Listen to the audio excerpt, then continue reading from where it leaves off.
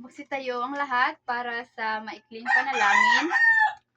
Sa ngalan ng Ama, ng Anak, at ng Espiritu Santo. Amen.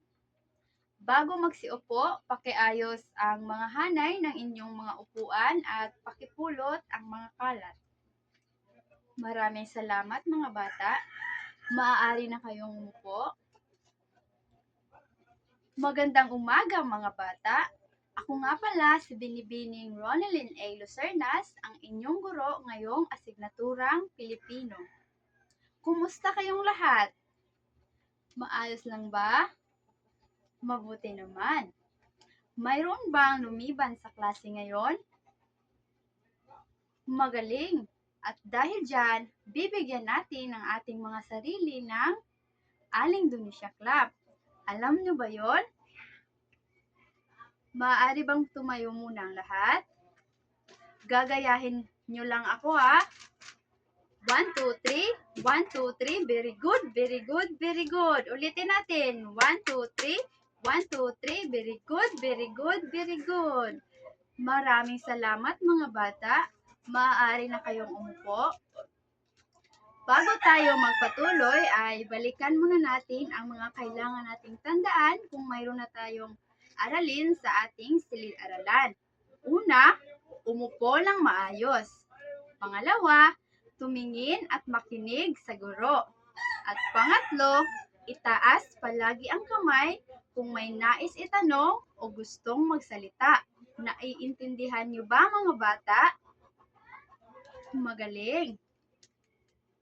Maaari na kayong umupo.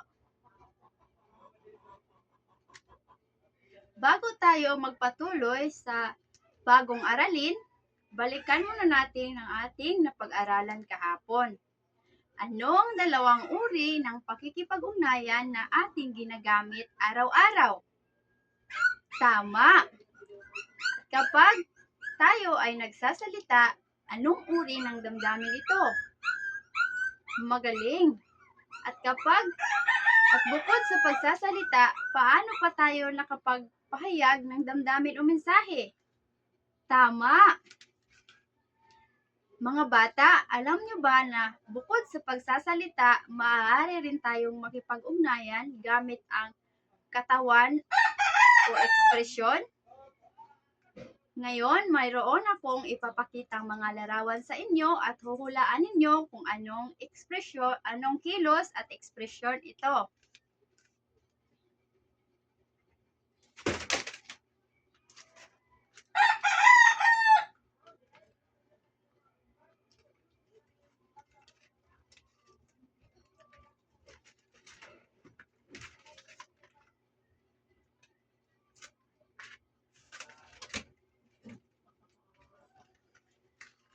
Mga bata, maaari bang tumingin kayo dito?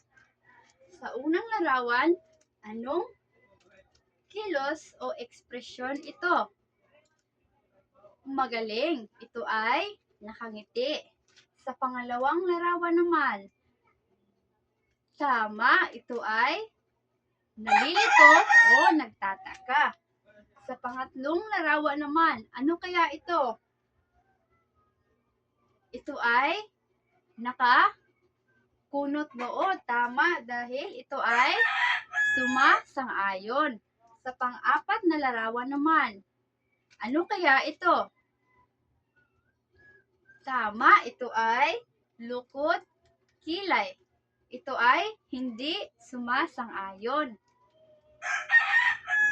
Mga bata, mayroon na ba kayong ideya kung ano ang tatalakayin natin ngayon?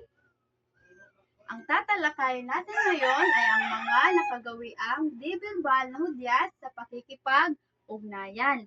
Ang mga layunin na nais nating makamit pagkatapos ng ating aralin ay ang nagagamit ang angkop na mga nakagawiang di-verbal na hudyat sa pakikipag-ugnayan tulad ng kilos at galaw ng katawan.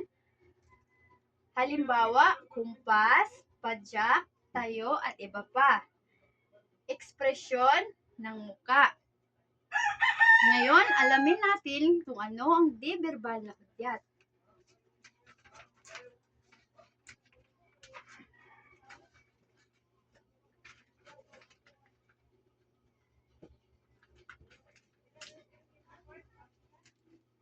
Ang di-verbal na hudyat ay maaari nyo bang basahin? Mga kilos o galaw ng katawan at ekspresyon ng muka na ginagamit natin sa pakikipag-ugnayan. Ang di-verbal na hudyat ay mayroong dalawang uri.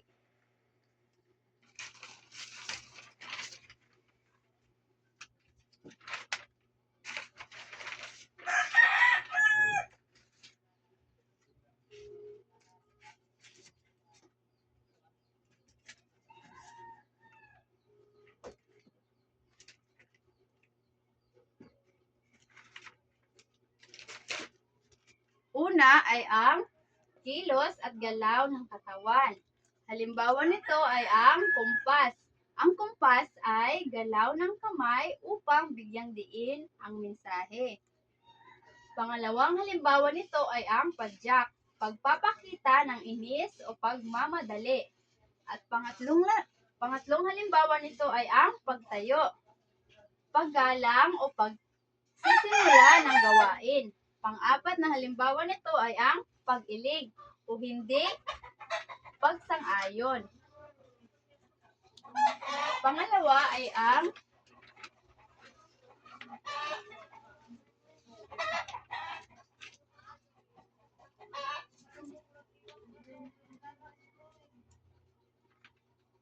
ekspresyon ng muka. Halimbawa nito ay ngiti, masaya o magiliw. Pangalawa, lukot noo, nagtataka o nalilito. Pangatlo ay nakakunot ang kilay o galit. Pang-apat, malaki ang mata o nagulat.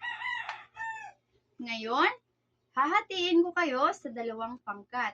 Bawat pangkat ay bibigyan ko ng sitwasyon at gagawin ninyo ang tamang kilos at ekspresyon nito.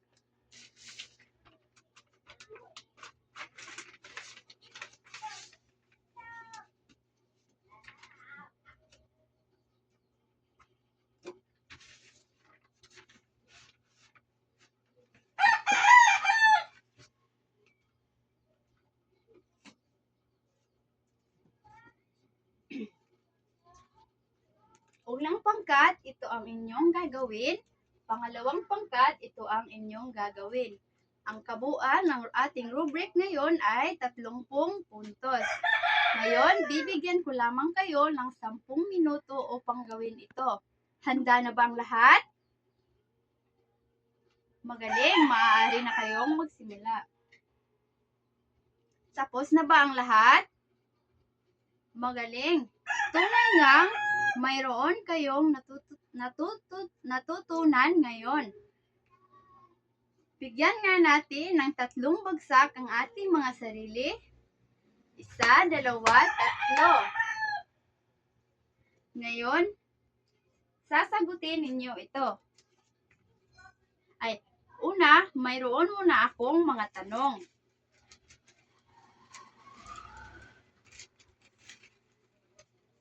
Anong di-verbal na hudyat?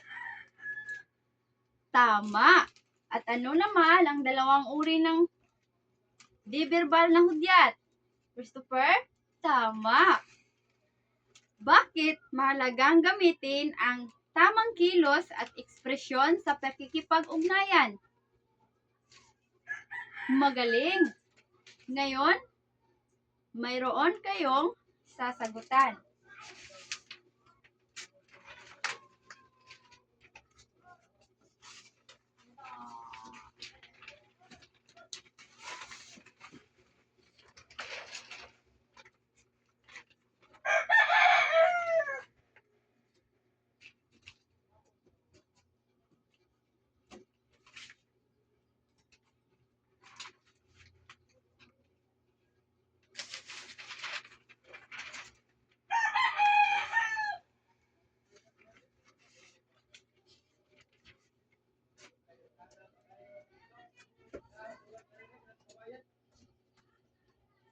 Ito ang inyong gagawin. Bibigyan ko lamang kayo ng 5 minuto upang sagutan ito. Tapos na ba ang lahat? Magaling. Para sa inyong takdang aralin,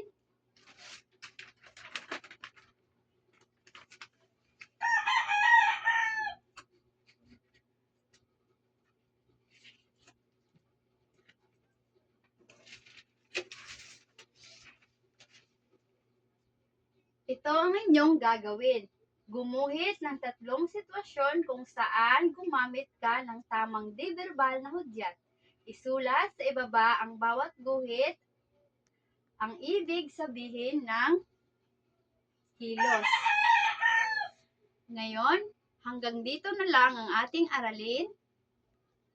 Paalam mga bata! Paalam!